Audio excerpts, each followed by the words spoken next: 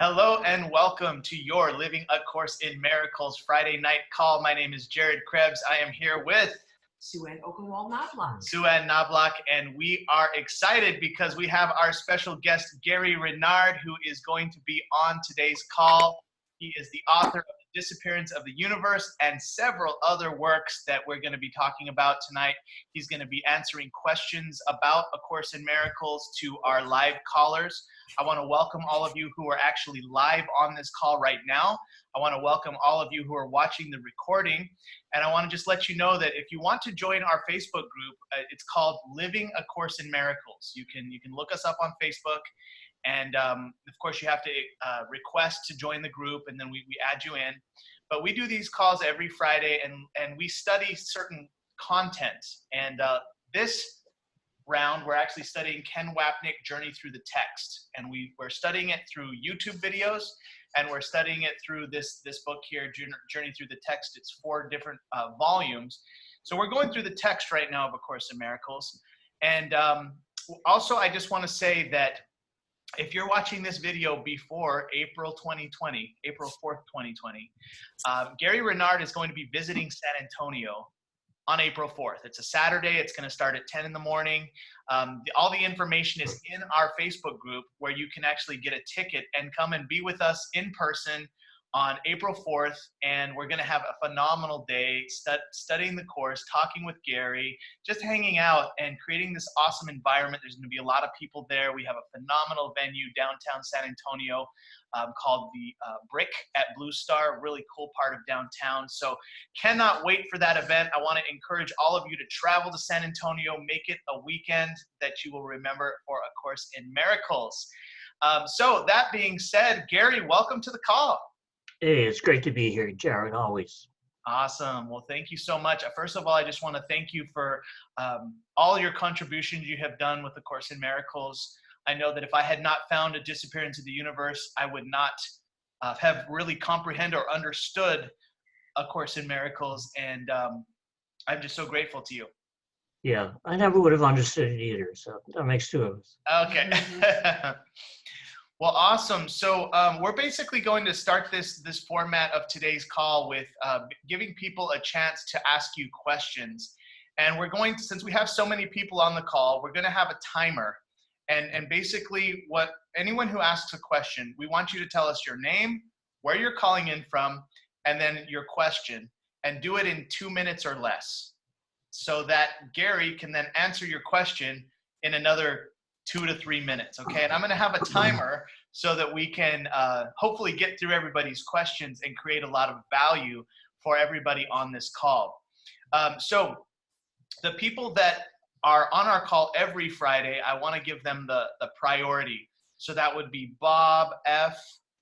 That would be Matt Wardwell, Nathan Lively, Sue-Ann. I think those are our 4. We usually have between like maybe 5 to 9 people on any given Friday.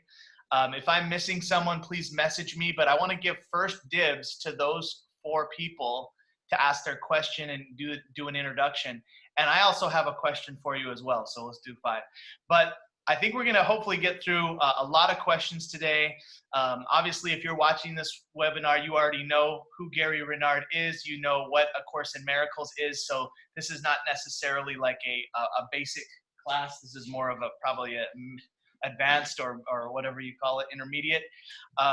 But who would like to go first from the people I just named? Matt, Nathan. Matt's raising his hand. Okay, Matt, go ahead and unmute, or I'm going to unmute you. And go ahead and tell us where you're calling in from and what is your question for Gary. Hi, I'm Matt from Minnesota. Last month when we talked, I didn't get to me. So my question is about a holy relationship. How do you, like yours and Cindy's is a holy relationship. How do you know the difference between a holy relationship and a special relationship? And the second part of the question would be like, when you seen her, you knew it was a holy relationship, and then the reincarnation of Helen Schuckman in this lifetime, is like that a holy relationship too that you have with her? And how do I know if I have a holy relationship with somebody? That's my question. Well, sometimes people make things more complicated than they need to be. And the truth is that according to the Course, the holy relationship is the forgiven relationship. So if you've really completely forgiven someone, that's a holy relationship. And they don't even necessarily have to agree with you. It doesn't really take two people to make a holy relationship. A holy relationship is one where you have forgiven that person. And how do you know that? Well, you know that you've completely forgiven that person if there's absolutely no negative emotion. You think of that person, maybe you had some kind of an issue in the past with that person, maybe they're a family member, a spouse, maybe you had an argument sometime, but you think of them and you're totally peaceful. There's nothing weird going on. There's no negative emotion whatsoever. You think of that person and you're totally calm and peaceful. You've forgiven them. There's no negative energy and there's nothing to forgive. If there's nothing to forgive, that's a holy relationship. Now, yeah, if you're with somebody, like a partner, you're married, you're living with somebody, then you can transform that special relationship into a holy relationship simply through forgiveness. And it's really great if you're with somebody and they've also completely forgiven you, because then you can just enjoy each other the way the Course puts it, out of a mutual awareness of abundance. It's like you don't really have to get anything from that person. You don't need anything. You're not coming from a place of scarcity. You're coming from a place of totally having everything that you need. That's the way the Course puts it. Christ needs nothing and wants to join with others out of the mutual awareness of abundance. And if you're coming from that place with that person, and you've completely forgiven that person, it doesn't have to be a thing where you're seeing all kinds of white light going off and all kinds of mystical experiences and all that kind of thing. All that you really need is to be coming from a place of total peace. And yes, you may have all kinds of interesting experiences with that person as you go along. But the important thing is that you've totally forgiven that person. That's a holy relationship. And if they've totally forgiven you, that's even better. But we can't count on the whole world, forgiving us. Our job isn't for everybody in the world to forgive us. Our job is to forgive them. And then the Holy Spirit will take care of the rest. Okay, perfect. Thank you. With 10 seconds to spare. Well done. Thank you, Gary. Thank you, Matt. Great question. All right. Nathan Lively or Bob? I think that's our other two regulars. Hey, you want me to go? Go ahead, my man. Cool. So, hello. Hey, Nathan. Hi. You guys see any white lights? Any forgiveness happening with you right now? There's some white light going on behind you. Yeah? Okay. Probably angels and stuff. Yeah. So, I've been reading Rules for Decision a lot this month, and I can't quite describe the thing that I'm getting hung up on a little bit, but I think it's in this line at the beginning that says, tell yourself again the kind of day you want, the feeling you would have, the things you want to happen to you, and the things you would experience, and say, if I make no decisions by myself, this is the day that will be given me. So I think what I'm always wondering is it okay? Do I need to worry about what I put in there? Then when I sort of imagine the day that I want to have, could it be anything? Like, I hope this meeting goes really well, and I hope my plane doesn't fall out of the sky, and I hope that I have a really great date with my wife tonight, and like, yeah. Are there any limitations? Like, am I doing it right if I'm basically just thinking, because sometimes I'm just like, today I just want to have a happy day and I want for things to be easy. But then some days I'm thinking like, well, what about these specific things that I have sort of like some fear around? Like, can I imagine those going well? Yeah, I hear what you're saying. It's kind of like the key is what, kind of an outcome do I want to have from today? And I think what the Course is getting at is that you want the outcome to be peace. You want the outcome to be a peaceful outcome. And if you approach it that way, then you're always going to be coming from a place of forgiveness, no matter what the details are, no matter what it looks like, no matter what the circumstances are. The same outcome can always be there, and that outcome can always be peace. Even if the people around you are not peaceful, you can still be peaceful. And then you can have a good date with your wife, and it may not fit your pictures, it may not go exactly the way that you want it to, but you can still have it be a peaceful time, a great date. And if you're practicing forgiveness, and you don't have to tell people that you're practicing forgiveness, and you don't have to tell your wife either if you don't want to, but as long as you're doing it, then the result is going to be peace. If you're really practicing forgiveness, the result is going to be peace. And there's something about that that makes the quality of the day, makes the quality of that date or your job or whatever it is. You can fill in the blanks, whatever it is that you're doing. It's going to make the quality of it better. And ultimately, it's going to make the quality of your life better. And, it may not look different to other people. It's like the Course says about, the teacher of God. You walk the way that others do, and you look the same as them. You just smile more frequently. And the reason that you smile more frequently is because you know the truth, and you're walking around, it's just a dream. Other people may think that it's real, but you know better, and you know that it's just a dream, and that you don't have to worry, that you're being taken care of by the Holy Spirit, and you're going to be guided, and you're going to, kind of like be going in the right direction. It's like that phrase at the end of the workbook. This holy instant would I give to you. Be you in charge, for I would follow you, certain that your direction gives me peace. Well, if you've already decided that that's going to be the outcome of the day, then you're going to put the Holy Spirit in charge, and the Holy Spirit is going to lead you not just to peaceful things, so to say, but to peaceful thoughts, right-minded thinking, which means that no matter what happens that day, you're going to look at it right, because you're going to look at it with the Holy Spirit instead of the ego. And when you do that, it changes everything.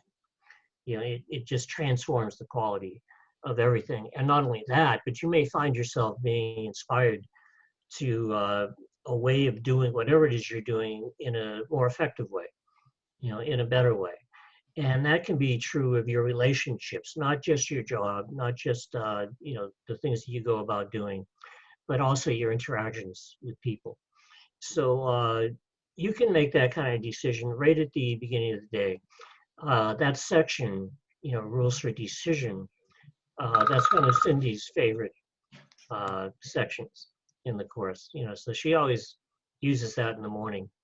And then she'll say to me, "Oh, Gary, what kind of a day are you going to have? What's your decision?" I'm like, Cindy, give me a break. I'm trying to shave, But I always get around to it because I always think of the Holy Spirit. That's the first thing I think of when I wake up in the morning. I'm right with the Holy Spirit right from the beginning. All right. Thank you, Gary. Awesome. Thank you, Nathan. Okay, Bob. Okay. Question. I can give it a go. I think he may have answered some of this, but I'll, let it roll just for the sake of it. Regarding, specific situations that you find yourself in, I find some are more easier to forgive than others. But if you're in, for example, like a long-term, even contentious situation, maybe it's legal, maybe it's adversarial, it's familial, but you're just stuck in it, and it's just like a slow burn, and you're basically just doing everything you can to stay peaceful, but the person is just deliberate, all your buttons are just pressed every time, no matter what you're doing. Are there little tell signs that you can look for, that, hey, I'm still on the right track, I got triggered a little bit, but I'm following the process, I'm trusting it? Maybe look for this little sign here or there that this is working, this is on the right process. don't know if you could speak to that. Yeah, it can be a real pain because there was a time when I was doing the course, the first few years I was doing the course, and there's a place at the end of the text, and Jesus says, let us be glad that we can walk the world and find so many opportunities where the gift of God can once again be recognized as ours. And of course, he's talking about we should be grateful to have, these forgiveness opportunities, and we should be grateful to have these people who rub us the wrong way, and make us feel, uncomfortable. And I looked at that and I'm thinking, I don't want that. I don't want forgiveness opportunities. I don't want to, have these people in my life who rub me the wrong way and all that. And even relationships, the course is talking about relationships. I'm thinking, I don't want relationships. I hate people, and it's like, I wasn't looking for, all these opportunities to have relationships with people and to forgive them and all that. And the weird thing is that as you go along, and I think this takes time because, it's kind of like an acquired taste. But as I went along, I actually did start to enjoy having problems show up and having people show up who kind of rubbed me the wrong way and didn't really cooperate with me and things like that. I actually started to recognize that as the opportunity that it is, because I know that if I take advantage of that opportunity, if I really, practice the kind of forgiveness that the Course is teaching, then I am going to progress light years on my spiritual path, and I am going to become, enlightened 1,000 times faster than I would have if I take advantage of those opportunities. And I think that there comes a tipping point. There comes a point where you actually do start to think, no matter what happens, if I don't like it, I'm grateful. And the reason I'm grateful is because I know that that's my chance, to get ahead. So the way the Course kind of like puts it, you can see it all the way through from the preface of the Course all the way through the end. It says right in the preface, without them, we would never be able to find our way home. And they really are our saviors, even though I don't like to think of the people who I don't like as my saviors. But the truth is they are, because if I take advantage of that forgiveness opportunity, I know that that forgiveness is going to me and that there's not really anybody out there to forgive anyway. It's kind of like you're watching your own guilt being seen outside of you. And if you forgive it, then you're the one who's being released every time. Nice. Awesome. Just let me say, I keep talking about forgiveness, and it reminds me of something that Ken Wapnick said, because, I knew Ken, and we would go to see him, and Ken would look at the people who were there, and he'd say, I don't know what the hell you people are doing coming here every year to see me to say the same thing. I say the same thing. And he was half joking, but he was half serious, because, we say the same thing because that's what the Course is teaching. And sometimes people get mad at me at workshops and say, "How you talking about is forgiveness? How you talking about is forgiveness?" And I said, "Well, I'm sorry, but forgive me." Oh, totally true. And yeah, I mean, it's fun. It's fun to talk about all kinds of other stuff connected with the Course, the metaphysics and time and all these very interesting, the way that the script is written and it's all set up and everything. I like to talk about those things too, but you'll notice that no matter what Arden and Cursor and I talk about in the books, and we do talk about a lot of different things and a lot of interesting things, but sooner or later, they always bring the conversation back around to forgiveness, because you can't get away from it in A Course in Miracles. And the strange thing is, I meet people who have been studying the Course for 5 years, 10 years, who don't know that it's about forgiveness. I mean, they really don't know that.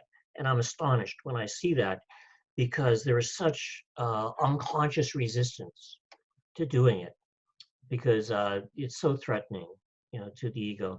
And so they'll read all the interesting stuff that I just mentioned, but they won't actually notice the forgiveness part that much. But once you do understand that it's about forgiveness, then all of a sudden you see it everywhere. It's everywhere, all through the Course. You can't get through a section of the Course without it bringing it up and talking about how you should be looking at your brother and that kind of thing. So I think once you get it, then you see it everywhere. And once you see it everywhere, you think, you know what? I better do this every chance I get, or else I'm not really doing the Course.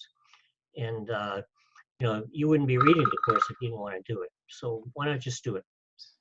Yeah, awesome. Thank you, Gary. I'm going to actually ask my question now.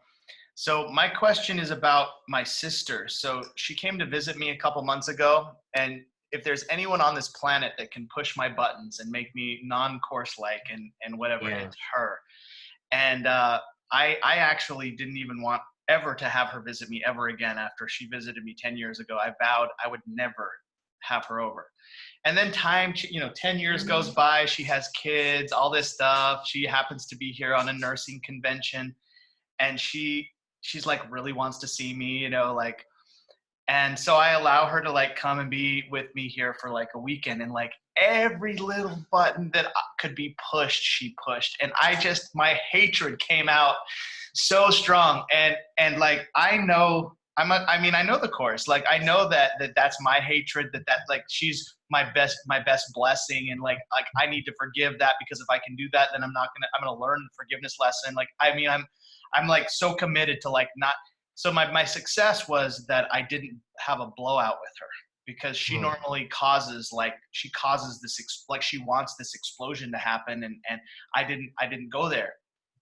But now that it's come and gone, and it was a very hard weekend that she was there, I'm like, do I need to go and like see her to like try and, like, I don't necessarily want to invite her over ever again still. Like, so yeah, maybe if she's in the area or whatever, yes. But like, do I need to go seek that out? Do I need to put myself in these situations where I could get triggered again? Or should I just live my life, and then if she comes, she comes. If she doesn't, she doesn't.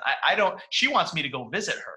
And I'm like, I can't tell her, hey, I don't want to go visit you, but like, so I just need some guidance on that. Like how would be the best? Cause I want to learn the lesson, and I want to be able to look at her as Christ, and I want to be able to forgive her in every scenario. But do I need to go put myself in that environment? No. The Course is very specific about that. It says that you can forgive someone whether they are present or not. That person does not have to be around. You don't ever have to see them again. She wants you to come and visit her. The Course says if you cannot say no to the wishes of others, then you have not yet overcome egocentricity, because you're saying, oh, this is a real person with a real problem, and I really got to fix it, and I really have to honor this person's wishes. All that you're doing is exactly what the ego wants you to do, which is making the whole thing real. Now, it sounds to me like you already have the classroom set up. It's like you've already had enough experiences with your sister where you have, stuff to forgive her for. And you can do that, and she doesn't have to be there, for you to do that, because forgiveness is done at the level of the mind. And this also goes for any of the memories that you have about your sister that have occurred at any time in your life.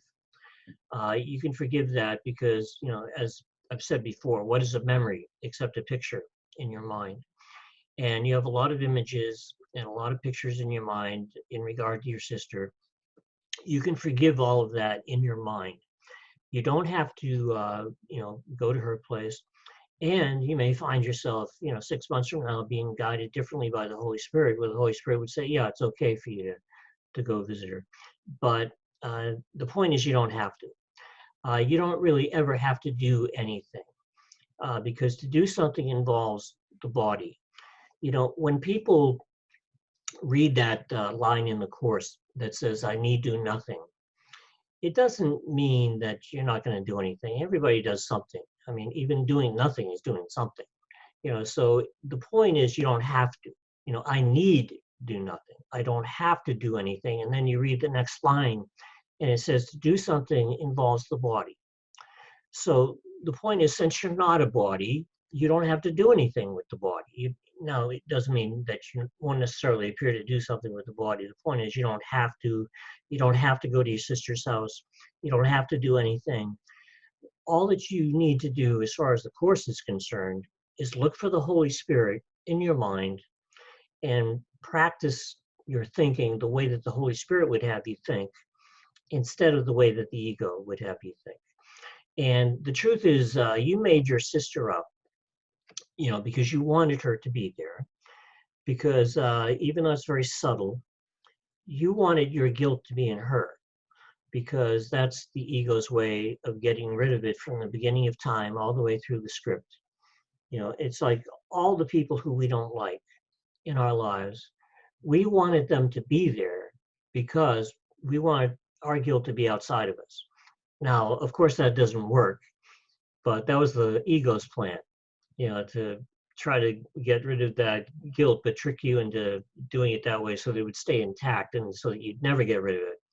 And the only way to really get rid of it is to look at it with the Holy Spirit's perception, with true perception, and understand that you wanted her to be there. You wanted her to be a pain in the butt because you wanted your guilt to seem to be outside of it.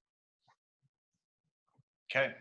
Thank you. No, it's so true. I totally can see that. I could justify every reason why I feel like she is a bother and a pain. And the fact that I'd be justifying it is only to make her guilty and me innocent, and the body's real, and the whole nine. So thank you for so eloquently explaining that. And I'll definitely, it's nice to hear that I don't need to go visit her per se. That would actually be egocentric to try and go be this hero, Jared, who goes and forgives his sister and, all that. So it's great.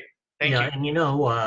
And Jared, when I talk about how we wanted them to be there, that's very hard for people to get, especially when it comes to certain things that you believe in. Like, I would like to see a lot more being done about climate change, for example. But at the same time, I have to admit, if I really understand the course, that those bastards out there who are causing climate change, I wanted them to be there. And I wanted them to be there because I wanted, the guilt that I felt from separating, from God, not that we really separated from God, but this erroneous guilt that we have that's unconscious, that can be traced all the way back to the original idea of being separate. I wanted those people to be there because I wanted them to be the guilty party. I wanted them to screw up the climate because I wanted my guilt to be in them. I wanted to be able to blame them so that now somebody else is to blame for something instead of me. And that's the whole purpose of projection. That's the whole purpose of the projection of the universe of time and space in the first place, because we wanted those images that we made to be outside of us so that we could see them and blame them instead of ourselves. Wow, love it. Thank you, Gary. All right, do you have a question or should we open it up? I'm good. I'm just listening tonight. Thank you. Awesome. Okay, we're going to open it up to everyone else. Then did I miss anyone who's a regular? I don't think I did. If I did, let me know. Otherwise, let's open it up. You have a question for Gary, please raise your hand or unmute yourself. And How about somebody who is irregular? Irregular. Any irregular, just kidding. New people. Who has a question for Gary? You can hit the raise your hand button. Susan's a regular. If there are no questions, I have some jokes. Oh, we have a question from Herb Nadeau in Alberta, Canada. All right, Herb, I'm going to unmute you. You are unmuted. Would you like to turn on your webcam? Want to turn on my webcam? Can you hear me? You can just do the audio if you want. Either way. I'll just do the audio. Okay, great. So, essentially, like there's like for forgiveness and stuff like that. Whenever an opportunity comes up, Gary, by the way, hi Gary. It's really great to be with you again, talk to you again. But anyways, the question is like whenever you have an opportunity for a forgiveness opportunity and stuff like that, sometimes the difficulty is in the wording or the verbiage that you want to incite that forgiveness. What do you use as far as words that you use or inciting that forgiveness? Yeah, well, that's a good question. I've been to Alberta a few times, though. By the way, it's a great place. Yeah, exactly. I know we've hosted you here in Lethbridge, so yes. Oh yeah, that was great. That's a fun place. Exactly. Yeah.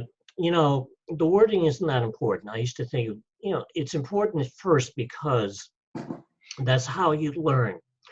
The reason that Arden and First have these forgiveness thought processes in my books is because that's how you learn to do it. You know, you have to learn the steps at first. You know, so you look in like Disappearance, the first real forgiveness thought process that Percy gives in that chapter, the law of forgiveness. You know, it's a little bit lengthy, you know, and you know, you're not really there. But if I thought that you were really there and you're the cause of the problem, and I thought the guilt was in you, it must really be in me. But you know, and I forgive you because of what you haven't done, and you know, it goes through the steps.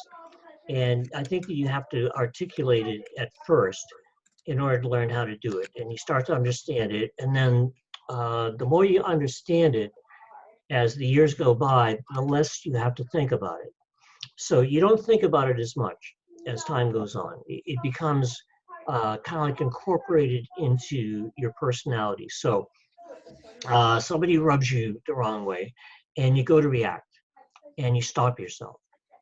And if you've learned, you know, the steps in forgiveness, and if you've been practicing the course for a while, then all you have to do is get to that point where you stop yourself, and it changes everything, because then you remember the truth.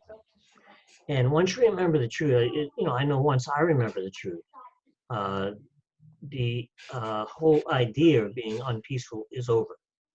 You know, it's like any unpeacefulness is gone as soon as I remember the truth. And I don't have to go through the steps in my mind. I just remember the truth.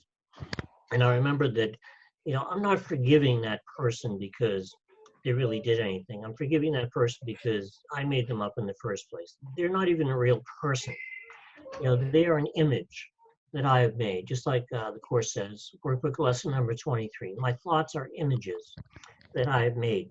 These people that you are forgiving are not real people.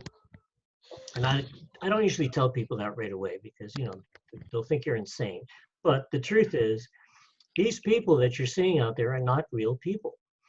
They are images that you have made, which is why, you know, like 2 pages before the end of the text, it says, you know, the images you make cannot prevail against what God himself would have you be. That's all that they are. So you're forgiving them because they're an image that you made up because you wanted this guilt to be there in them, but now you understand what that is. So you realize that if you let it go instead, if you hold no one prisoner to guilt, then you are free. You know, and you know, it's amazing how the Course goes full circle, because it says right in the preface, holding no one prisoner to guilt, we can be free. And by the way, that's the only way to be free. You know, people wonder why certain teachers like Ken and I, you know, talk about that so much. Well, it's your only way out. You know, there isn't any other way out. Without it, you'll stay stuck here forever. So to get back to your question, the exact words that you use aren't as important as your attitude. Forgiveness becomes an attitude. It becomes a habit, like it says in those first 50 miracles principles. Miracles are habits. You get so much into the habit of doing it that now you realize, okay, I'm forgiving someone, but not because they really did it, but because I made them up, which is my way of being free. Love it. Thank you, Gary. Thank you, Herv. Great question. All right, next questions are going to go to Jonathan King, Susan Meadows, and then Jer Mercado. So Jonathan, take it away. Hey, good evening, Gary. This is Hey, Jonathan King, calling from Atlanta, Georgia. My question is I'd heard a think it was in your recent interviews that you're working on a new book and wanting to know when that would be coming out, or if you could tell us anything about it. I can tell you a little bit about it, but I'm really just getting started on it. The order of things is like this. It's like, I would say within 2 months or so, I'll be finishing the book that I'm doing with Cindy. We're doing a book together about relationships. And I really think that will be done in a couple of months. And it'll probably be available in about 4 months, which is pretty fast. You know, when I was with a certain publisher, I would finish a book and it would still take another year or a year and a half before anybody could read it, because that was the whole publishing process. And that's completely changed now with all the technology. This book, we're just doing ourselves. And we can put it out in a matter of weeks rather than a year or a year and a half. So that book is going to be available to people just a couple of months after we finish writing it, which means probably, I don't know, May, June at the latest. And then I can focus full time on the 5th book with Art in Person. And so far, we've only done 1 chapter. That's why I know what the book is about. You know, and I'm not giving anybody the title yet, but I can tell you what it's about. And it's about going all the way home to God. It's like about completing the journey, about finishing the job, going all the way home and awakening in God, achieving enlightenment. You know, it's like the last stop, you know, the end of the road. That's what the book is about. And that is very exciting, even to me. You know, so I think that people are going to be really interested in that, because it includes, you know, what the experience is like, what it feels like, what it looks like, and the final steps of getting there, the final steps that Art in Person went through. And I'm really happy about that and excited about that. There's another project I've been working on that's been taking up a lot of my time that I can't tell you about, but I hope to be able to tell you about it within a month or two. And it's something else that's really exciting. And I'll give you a hint. It's one of the reasons why I'm living here in Hollywood. And it's going to be fun, I think. We'll see. It's either going to be a lot of fun or just another forgiveness opportunity. But it looks like it's going to be a lot of fun. But the 5th book that's what it's about. It's about the end game. And it's about going all the way home. And so Cindy and I will finish our book together. Cindy has become very serious about being a writer. And so she'll be working on her 2nd book.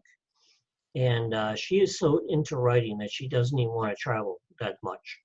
You know, so this year I'll be doing, you know, 17, 18 workshops. And she's only going to do about 6 or 7 with me, which means I'll be doing quite a few of them on my own. But, you know, it's kind of like a throwback to my old days, because, you know, the first few years that I did workshops, I always did them on my own. So, you know, I'm used to that. And I miss it when she doesn't come, but hey, she has to do her thing. You know, she has to do what she feels guided to do. But that's pretty much the order of the books. Perfect. Thank you. Thank you. Thank you, Jonathan. Great question. Awesome. All right. Next is Susan Meadows. Where are you calling in from, Susan? I just unmuted you. Go ahead. I'm from Arizona. Arizona. Awesome. Welcome. Hi, guys. Thanks. Hey, Gary, I'm wondering, what is our personal role in healing the world? Because we know this is an illusion, right? But it's one collective consciousness, one ego, and we created this illusion with our ego, our one collective consciousness. So I'm wondering, everyone's talking about we are the ones that have to fix this, right? Because we created it. If we want ascension, if we want to go home, we have to create this, or we have to fix this. And so I am wondering, beyond forgiveness, is there a personal role for all of us while we are here on this planet in order to help us add light to the world? Yeah, that's a good question. And by the way, I'm going to Sedona the first weekend in May. So. Oh, cool. I've been to Arizona a lot, and it's a really cool place.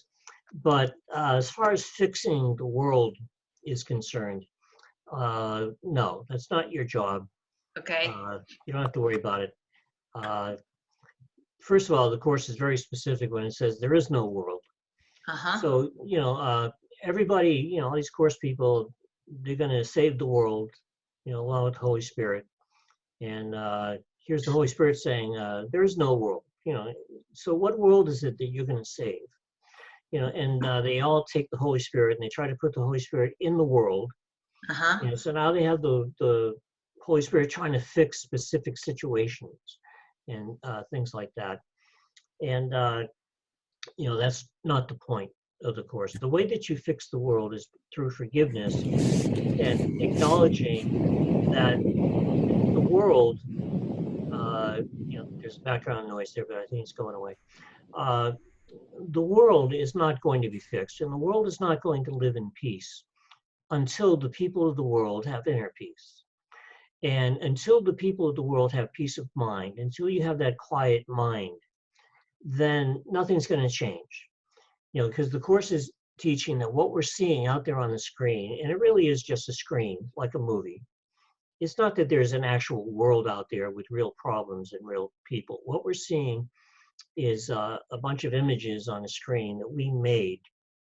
And that screen, or at least the nature of it, is not going to change until you change the inner picture. So that outer picture of the inward condition is always going to be one of conflict. And you're always going to have war and crime and terrorism and violence. And because it's a world of duality, yeah, you're going to appear to have the good stuff too. But the nature of it is not going to change. It's always going to turn to crap eventually because there's crap in the mind.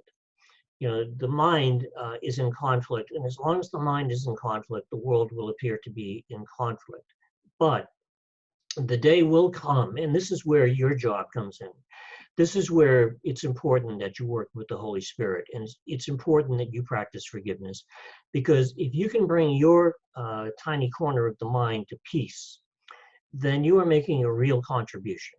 You are making a real difference. Now you're doing something that matters, because if you can change the condition of the mind to one of peace, then that cannot help but be reflected out there on the screen. That cannot help but influence that outer picture of that inward condition, because what you're seeing out there on the screen is just an effect. The mind is always cause. So it says in that, same workbook that I mentioned earlier, number 23, it says if you deal with the cause, then the effect will change automatically. The difference now is that your focus has changed. Your focus has changed from dealing with the effect, which the whole world has been trying to do for thousands of years. It's never worked. It's never going to work.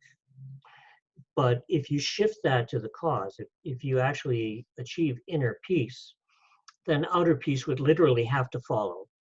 It couldn't be any other way.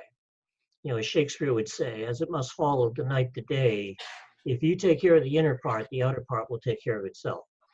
And that's why it's important that we do the Course. That's why it's important that we practice forgiveness, because we're doing something that can work where the rest of the world has been doing something forever that has never worked and will never work. So now you're changing everything by dealing with the cause and achieving inner peace instead of just dealing with the effect. I never found it yet. Love it.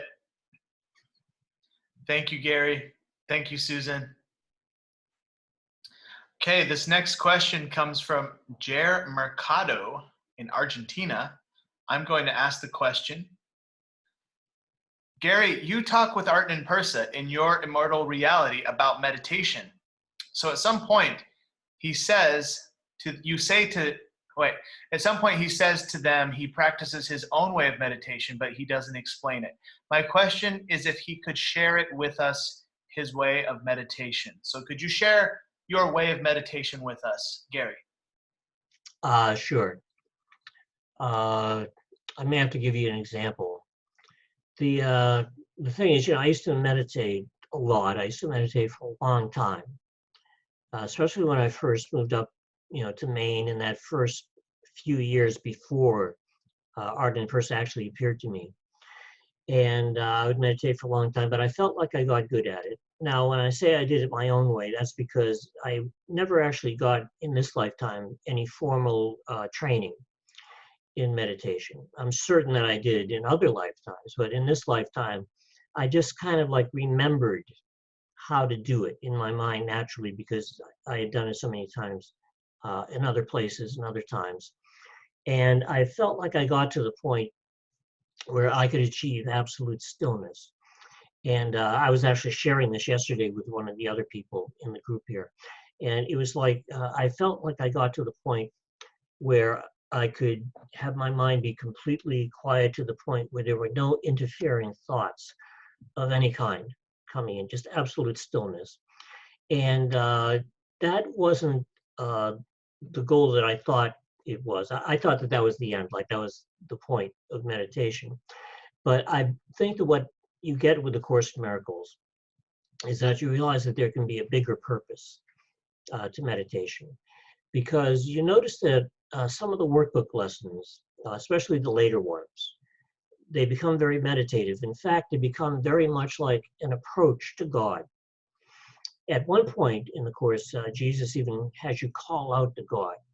It's like you're actually calling out, hey, God, and what that is doing is it's getting you used to being with God again. Because people have this unconscious fear of God that they're not even aware of because it's unconscious. So the Course is actually getting us used to being with God again. And what the Course does with meditation is that it adapts it to what it calls true prayer. So if you go to that section of the Course called the Song of Prayer, you actually, kind of like are being explained to by Jesus that true prayer, it starts off as kind of like a guided meditation, and it's going to end up in silence, which is meditation, because real meditation is done silently. But it's okay to do some visualization to get you to where you're going before you become silent. So in the Song of Prayer, it says that the secret to true prayer is to forget about the things you think you need.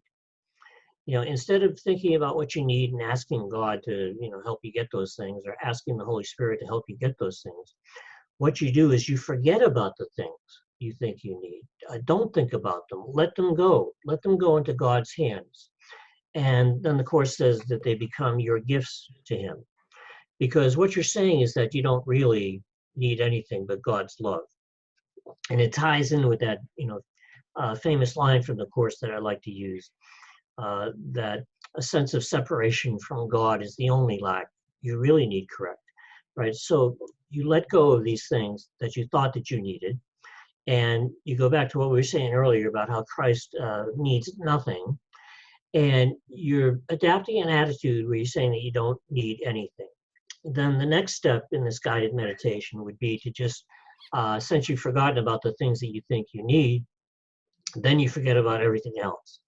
You forget about the world. You let the world go in your mind, with your eyes closed. You just kind of like visualize the whole thing slipping away and disappearing. Visualize your body disappearing. Visualize everything going away except for spirit. And then in this visualization that I use, you visualize the white light of the Holy Spirit coming to you and surrounding you and going through every cell in your body, and your body is disappearing, and it's being replaced by the truth. It's being replaced by the light. It's being replaced by the spirit that you really are. And then in the final part of this guided meditation, you expand, and all of a sudden you're the same as God. It's like you're everywhere, completely unlimited. Forget about the universe of time and space. What you are is bigger than the universe of time and space, and you have everything. And you're coming from the attitude where nothing is lacking, and you have everything, and then you just get lost. And I'm doing a quick version of this, but you get lost in God's love, and you just kind of like get lost in the experience.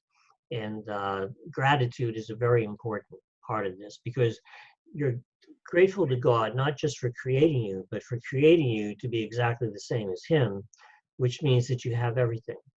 And if you do that, and if you become silent and stay like that for a few minutes, it doesn't have to be for a long time, then you'll find that after it's over, that you're coming from a different place, because spirit has been allowed to slowly but surely take over your mind. And when you're in that place, a lot of different things are happening. You can receive guidance from the Holy Spirit. You can be more peaceful. You can kind of like be led to what you should do and where you should go, and all kinds of things that never would have happened if you didn't do this. So the real meditation part is when you become silent.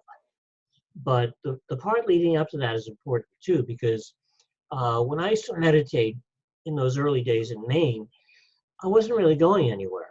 I was just going to myself. And, going to yourself is a very limited value. But going to God, well, now you're doing something, because you're connecting with all of creation, where if you're kind of like meditating on your own, you're actually reinforcing the idea of separation without realizing it. But if you're joining with God, well, now you're undoing the idea of separation. So it's a totally different thing. And so you include all that, but then when you finally get to God and become quiet, that's the real meditation part. The difference is that now you are actually within God. You're actually within your source, instead of just kind of like being with yourself. Love it. So well said. Thank you for sharing that. That's a great way to think about meditation. And thank you, Jer, for asking the question. He says, it all makes sense to me. Thanks, Gary. Well, I have had a lot of friends over the years who are into TM, into transcendental meditation. And I've known a lot of them. And, years ago, in Maine, I met the Hiroshi Mahesh Yogi and all that. And it definitely, I think, helps people calm down and be more tranquil and even more peaceful. I think the problem is that you're not really going anywhere. And the thing about A Course in Miracles is that it gives you a resolution to this world. It gives you a resolution to the problem by reconnecting you to God and eventually bringing you home to God. So it gives you a real answer to the problem of human existence, where other approaches, they'll make you feel better, but they don't really get you anywhere. They don't really bring you home. And I think part of the whole point of the Course is that you do eventually end up going all the way home. And that's actually what I just described in that true prayer exercise, is kind of like a microcosm of doing that. Mm-hmm. And the only difference is ultimately the Course does it on a very large scale. And it'll not only bring you home, but it'll bring everybody home. It'll bring that collective mind that is really the one mind back to God. I love it. Thank you so much, Gary. Great explanation. All right, so we've come to the end of the hour. Wow. Time flies when you're having fun. Gary, do we have time for maybe one more question, or what's your time looking like? I have about maybe another 15 minutes. Oh, okay. Then I promised Cindy I'd take her out to dinner. So. Oh, well, fantastic. We're excited we can ask a couple more questions. We'll make sure we end in 15 minutes or less. And does anyone else have a question? We have a line full of people. This is your chance to ask Gary Renard your direct question. And by the way, Jer's in Belgium, not Argentina. Sorry, Jer. I don't know. Maybe I got confused from Jose being in Argentina. Anyway, Jer's in Belgium. All right. I saw Igor raise his hand. Igor, okay. Igor and Edward, we'll go to those. Those will be our last two questions. If we have time, we'll open it up for one last one. But for sure, Igor and Edward. Let's start with Igor. I'm going to unmute you. I don't know if you're able to turn on your webcam, but you are unmuted. There you go. Yes. Igor, hello. Welcome. Where are you calling from? I'm from Siberia, Russia. Welcome. Wow. Hello. Thank you so much for doing this, and thank you, Gary, for all of your books, everything you do. Your books are priceless. Thank you so much. So feel free to give short answers if you want. So I have two questions. Okay. First question is, how holy or unholy your relationships with your Russian publisher are? Because they only translated first two books of yours, and they are all sold out years ago, and there is no even an ebook option. And I have a YouTube channel promoting your books, and people ask me where can we buy it, and even I contacted this publisher, Russian publisher, asking them if they have plans to translate your third book back then, before your fourth one came out, and they say they don't even have plans for that. And second question, if you want to ask, I always enjoy your movie recommendations. So if you can recommend some movies you watched recently, especially I watched this TV show Messiah on Netflix, supposedly made by someone who studies the course, and they talk about forgiveness and stuff like that. So any movie recommendations from you, please, if possible. Thank you so much. Sure. Igor, I'd like to, find a way to be able to stay in contact with you, maybe through Jared or something, because my understanding is that I just got a new publisher in Russia, and I don't know the name, but I have it somewhere here, so we can communicate about that. I think that they're going to take over the publication of my books in Russia, which would be fine with me, because the first publisher never really went out of their way to contact me. I would have been very happy to come there and promote my books and have more people know about them, but they just never really were making it a top priority or anything. That's great. So I believe that there is somebody else. I can talk to you about them, and maybe you can contact them and find out what's going on, and I can find out more about what's going on. Maybe we can work together, and make something happen there, because I've always wanted to come there, especially St. Petersburg. I've always wanted to go there, and maybe my mom is visiting St. Petersburg right now. That's cool. So let's stay in touch about that. Now I have heard of that movie Messiah. I have Netflix, and I've been meaning to watch it, and I haven't seen it yet, but I am going to see it, because I heard about that. I heard that somebody who understood the course had something to do with that, so I'll definitely check that out. There are a lot of good movies, but there aren't a lot of good spiritual movies that I come into contact with. So most of the ones that I recommend are ones that have been around for a while, and I haven't seen too many lately that I could call spiritual. I see a lot of great movies, but they're not really, spiritual type movies. So if you've read, well, I guess my third and fourth books, I do mention, quite a few movies. Like here in America, next week there's a day that we call Groundhog Day. And so there's also a movie called Groundhog Day that Bill Murray is in. And whenever I ask people what their favorite spiritual type movies are, that's usually right near the top, because it kind of like parallels the idea that you keep doing it over and over again until you get it right. And that movie is very good at showing that. And I noticed that most of the movies that are done by the director M. Night Shyamalan, he's very good. He did that movie, The Sixth Sense, and he's just very good at incorporating psychological type things. Cindy and I, the other night, and we saw this on Netflix, there's a very interesting, very strange movie called Us, right? And it's a little creepy and scary and a little violent, but the thing is, it has these very as you go along. It has these very interesting psychological aspects to it. So yeah, I would recommend that, as long as you're not someone who gets easily scared or bothered by a little violence, because the story gets better and better as it goes along. At first, it just comes across as your typical horror type movie, scary movie.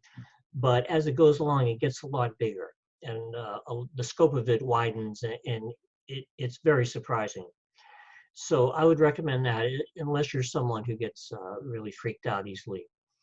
I'm having a I hard love time that movie. It's so good. Yeah, and yeah, I'm having a hard time thinking of anything recent.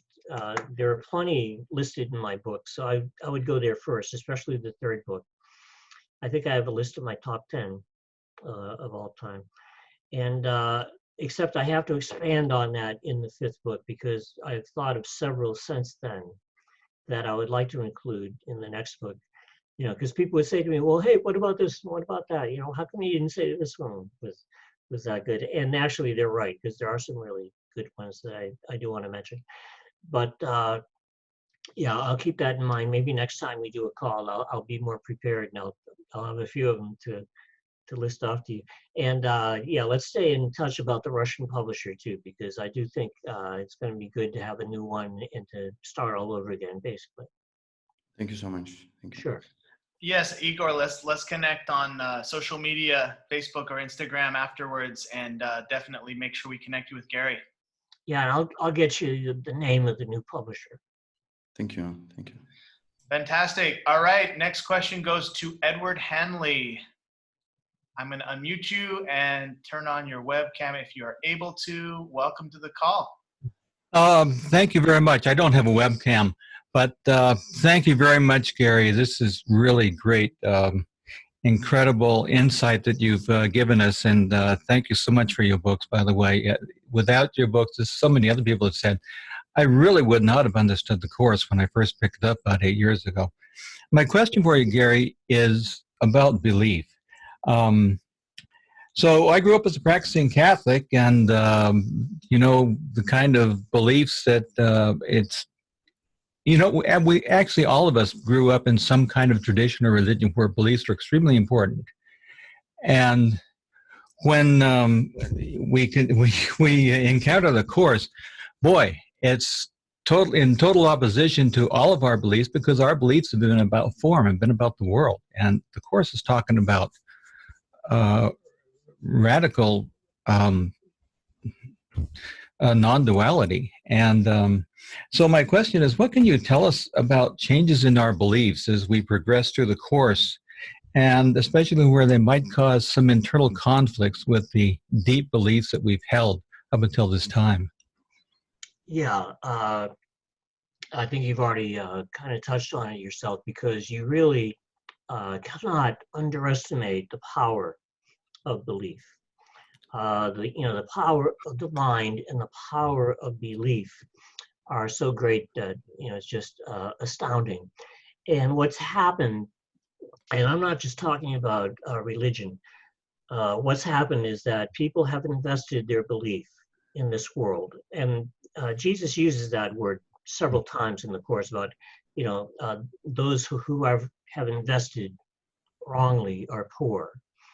And they're poor indeed, because what they've done is they've invested their belief in the world of time and space, thus making it real in their mind. And what the Course does, slowly but surely, and it has to be done slowly but surely, is that it allows you to take that belief back. And instead of investing that belief in the wrong place, it allows you to take that belief back and put that belief where it belongs. And where it belongs is with God, which is why the Course teaches, be vigilant only for God and His kingdom. Yes. But that is such a switch, it is such a transformation that it takes time. So the Course is slowly but surely, taking our belief away from the false place where we put it. Instead of believing in dreams, instead of believing in illusions, it allows us to gradually, reinvest that belief in a different place entirely. And it's very important because what you believe in is what will affect you. And if you believe in this world, it will affect you.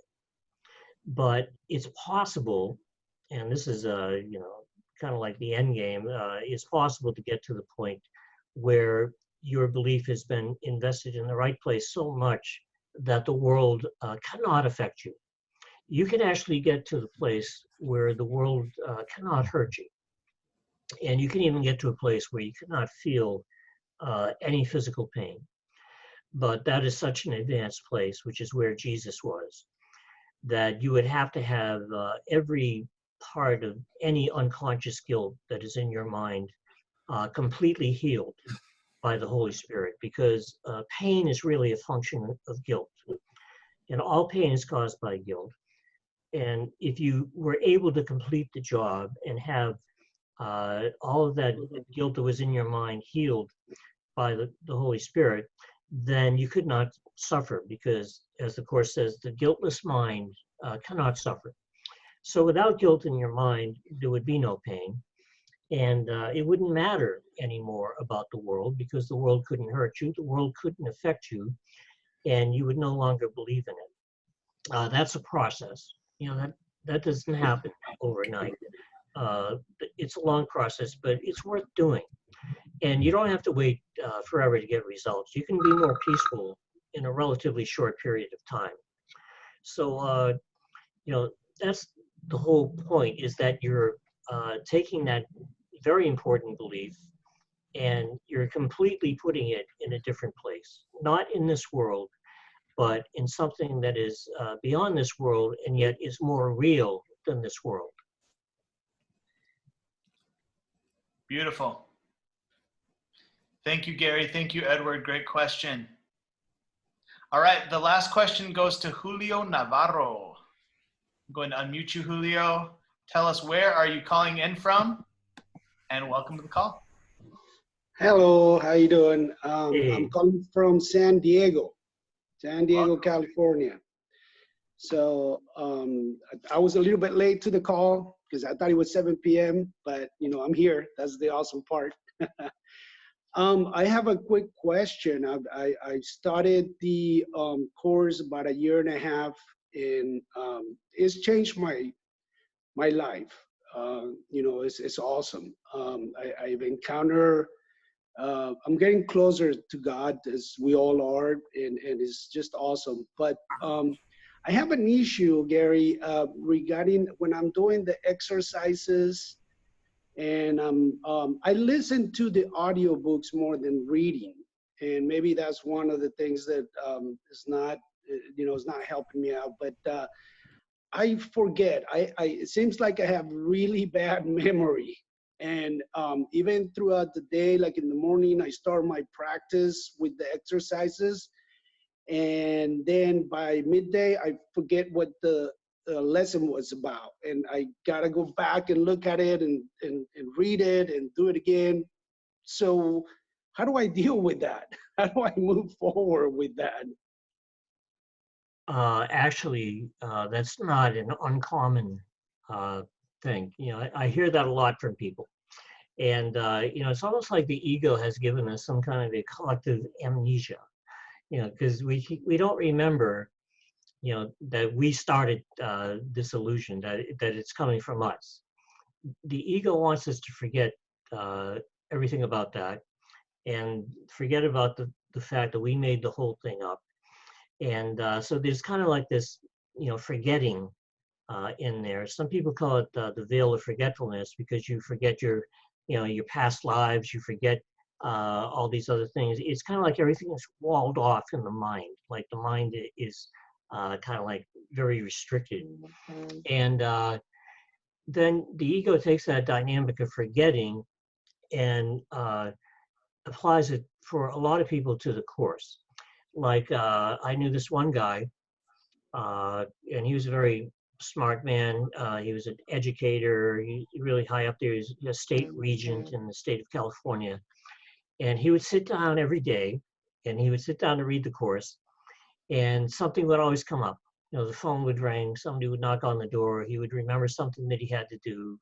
And he realized after 6 months that he had never read a whole page of the Course. And, this is the lengths that the ego will go to stop you from, doing this, because this is death to the ego. And the ego knows that on some level. So what it's trying to do is it's trying to trick you into not doing it by having you forget this. And so what you're going to have to do is, first of all, don't be frustrated. Don't feel bad about it. Just recognize, kind of like notice, that's my ego trying to stop me from doing the Course. And then just be a little bit more determined to say, okay, I'm not going to be in a hurry. There's no rush. Time isn't real. And what I'm going to do is I'm just going to be a little bit more determined, a little bit more disciplined, and I'm going to try a little bit harder. And I don't care how long it takes me to do a lesson, I'm going to do it. And, there's no rush. I used to take 3-4 days to do a lesson sometimes, especially if it was a lesson that I found to be particularly meaningful to me. And you'll find that too as you go along. You're going to come across a lesson that's going to mean a lot to you, and you're going to stay with it for a while. And that's okay, because there's no hurry. You got years. It took me 1.5 years to do the workbook the first time. And, just take your time and don't feel rushed, and just be a little bit more determined. Just kind of like turn it up a notch and say, look, I'm going to do this no matter what. That's the main thing. You got to be determined. You've got to want it more than anything, because that's the only way that anybody does the Course. Is they've really got to want it, or else they'll never do it. So I get the sense from you that you want it badly enough, or else you wouldn't be here asking that question in the first place. So you're just going to have to try a little bit harder and turn it up and be determined to, have more discipline and take it, slowly but surely. And even if you have to repeat it, it's okay. Just take your time and do it. And you may find that a lot of this is about habits. And if you get into the habit of doing it, then you'll get to the point where you'll miss it if you don't do it. And when you get to that point, then you're really making progress, because it's becoming a part of you. And then you'll be even more determined than ever to do it. Yeah, well, thank you, Gary. I've read all your books, and they're awesome, and they helped me through the whole to get into it. I really appreciate everything you've done. Love it. Thank you. My pleasure. Thank you. Thank you, Julio. Great question and welcome. Thank you. All right. Well, this concludes the call. It has been phenomenal. Thank you to everybody who had questions. Thank you for everyone who was here and present and listening and watching the whole time. Thank you to everyone who's been watching the recording. I just want to encourage you, if you're watching this video before April 4th, 2020, come visit us in San Antonio. The event is going to be downtown.